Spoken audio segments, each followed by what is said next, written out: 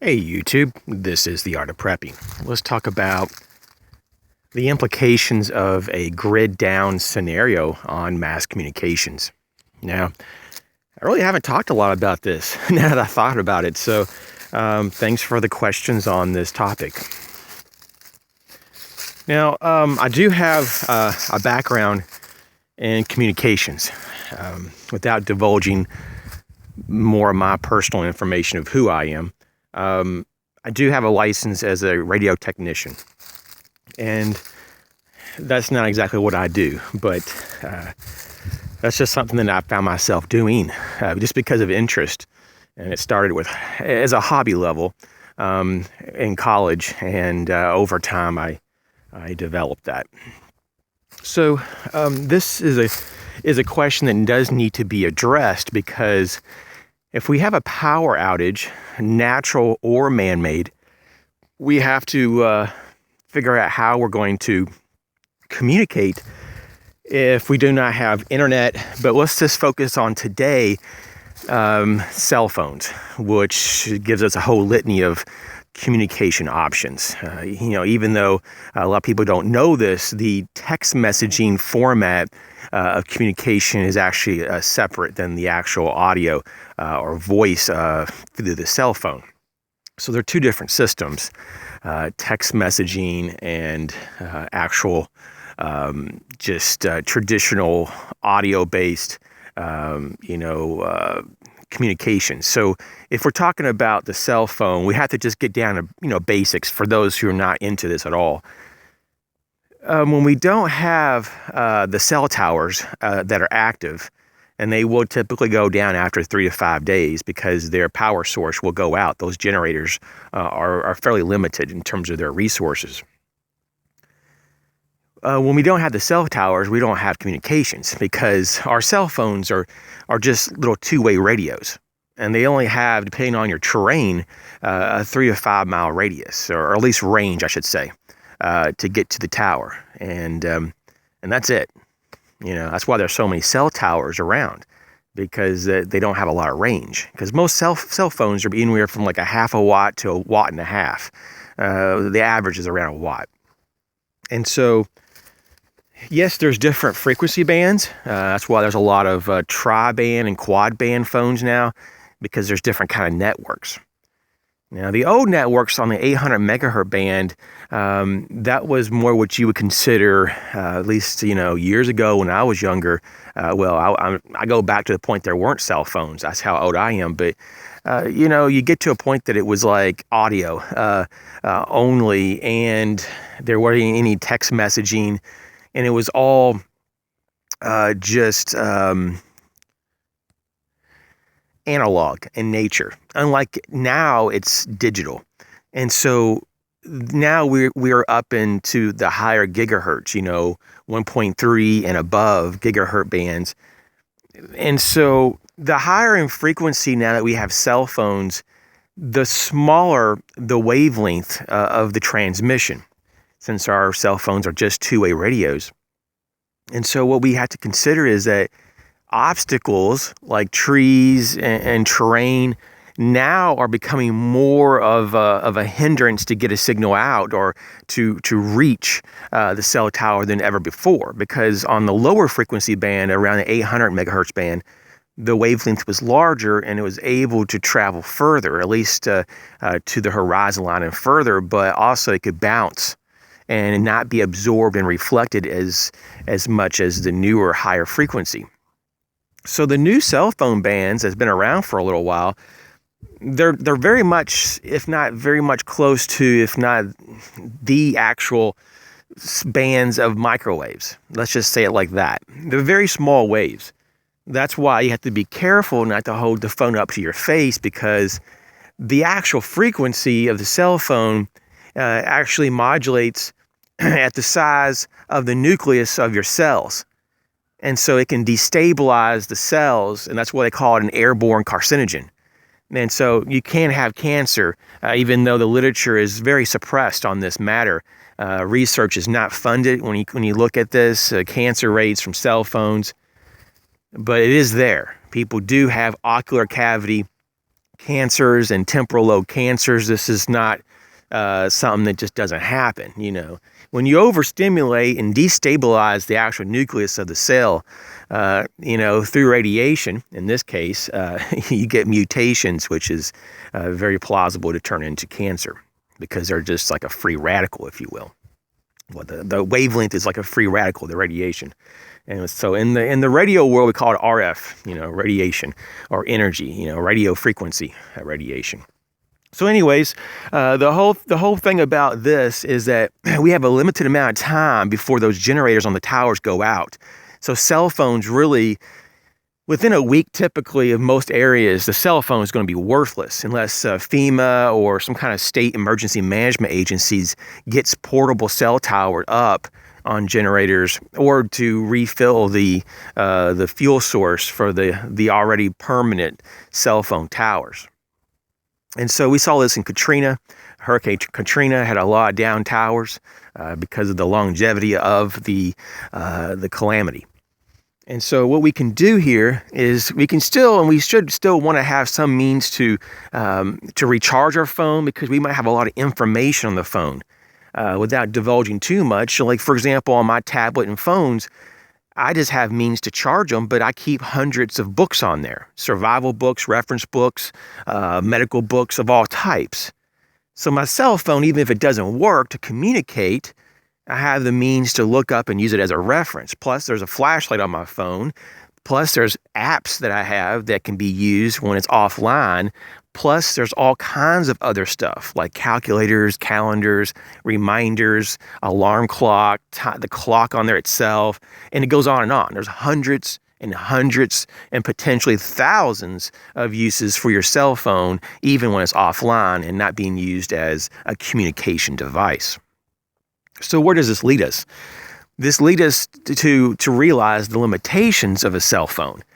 And it also leads us to see how fragile our society really is. I mean, our society actually just works by the thin thread.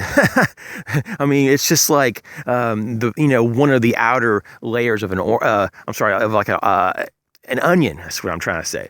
An onion. There's a lot of beautiful birds out today. I'm a little distracted, and so. It's one of those things in that little veneer, that illusion of safety and security and functionality or just civility, if you will, of a society. It can go bye-bye real quick, especially if you have a more regional emergency, natural disaster or man-made disaster. So we have to be mindful that cell phones is just a convenient device when things work in the modern world. And so the real answer, or at least the way to problem solve some of this, is into having your own radio network, your own radio or transceivers that, of course, you have to have other people that have those as well. And typically you have to have license, of course, to even use them and so forth. And so that's why I went through the hassle to some degree, if you want to call it a hassle, to get licensed to be able to transmit on various frequencies. And so basically, one way to get into this is to go through some of the classes for amateur radio operators, also known as ham radio. And that could be one way to get kind of your feet into this. You would want to have a really good shortwave radio. Not so much to transmit so much, but just to receive, so you can hear information around yourself. A very strong AM and FM radio.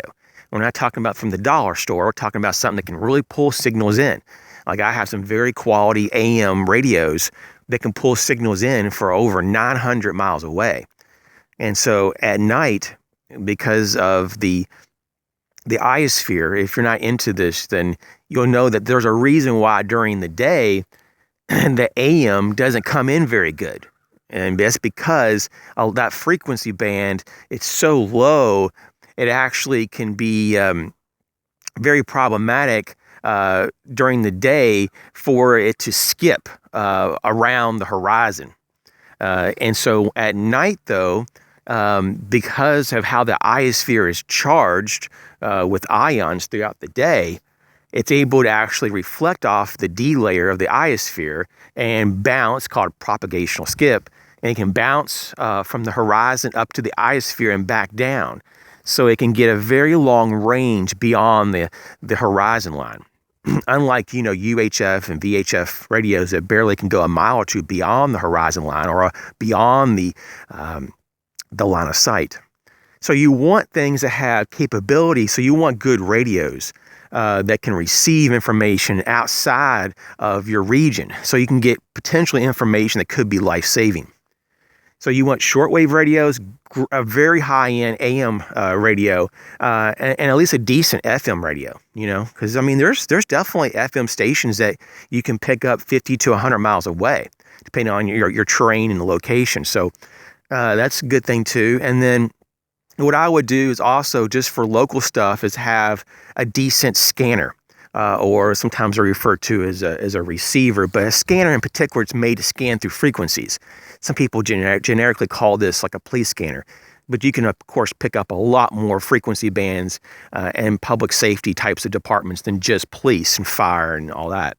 So you definitely want to invest in that and, of course, research what those frequencies are and program your radios.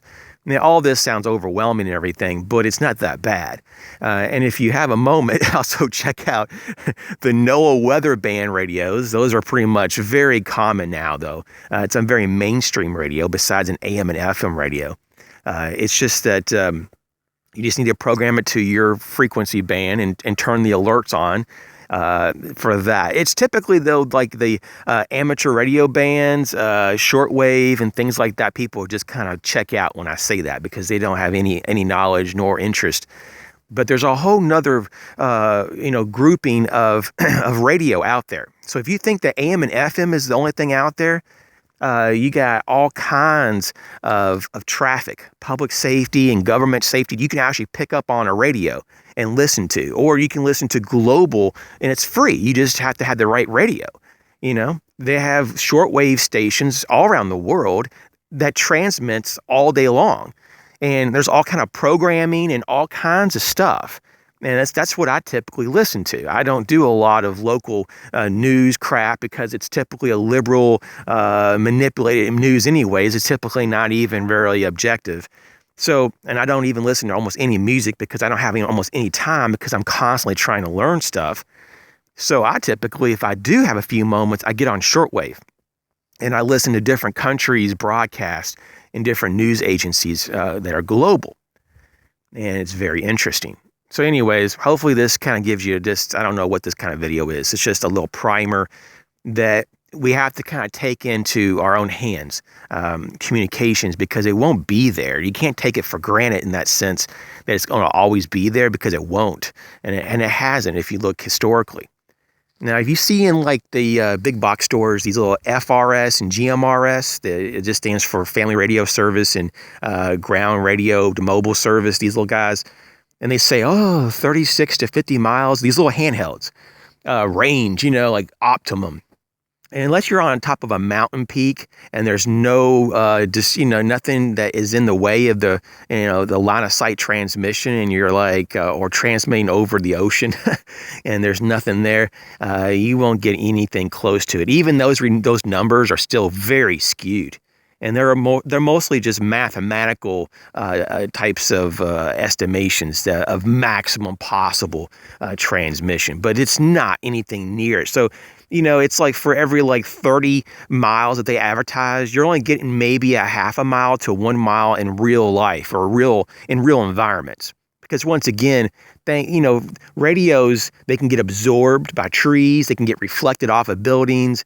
And so, yeah. And plus the wattage output on those little guys are just so low.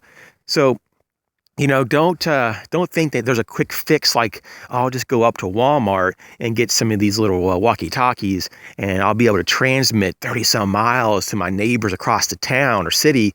It doesn't work like that. There's a lot of misinformation about these things. So anyways, good luck on this. And, you might want to just start looking into it if you haven't already. There's a lot of people that are on the channel that know about all this, but there's so many new people and people that don't ever or haven't ever really checked into it because they probably never had a reason, really. And I understand that. But if it wasn't for my hobby in this, I wouldn't know either. So Hopefully this helps you. If you have any questions, because I know this is a very maybe somewhat disorganized video, but I just wanted to put this stuff out there. Feel free to contact me as you guys have been. Once again, if you have a more private type of message, my email address is theartofprepping@hotmail.com, or you can just leave a message in the comment section below. I really appreciate it if you could hit the like button and maybe share the video with someone.